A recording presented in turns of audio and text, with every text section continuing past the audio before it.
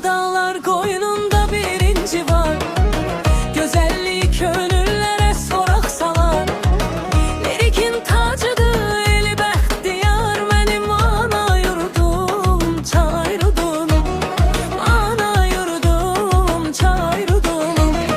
Cəngəsər bulağı buz tək suyundan. Doymaq olmur kəndin şirin toyundan.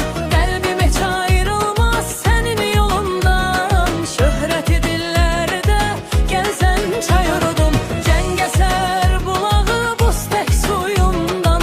Doymaq olmur kəndin şirin toyundan. Qəlbimi çayrılmaz sənin yolundan. Şöhrəti dillərdə gəzən çayrudum.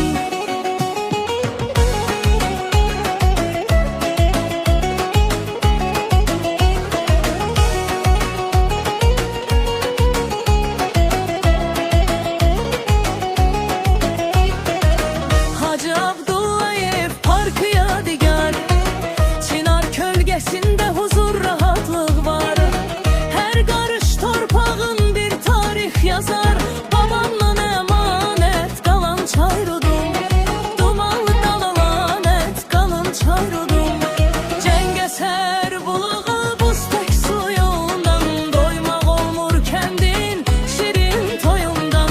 Qəlbimə çayrılmaz sənin yolundan. Şöhrəti dillərdə gəzən çayrudum.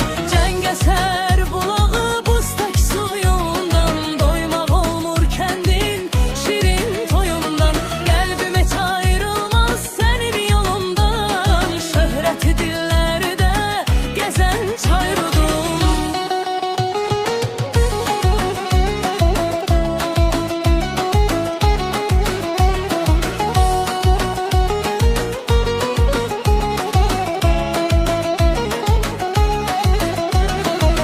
Dumanlı dağları duman bürüsə, hicranı ruhumu söküp sürütsə.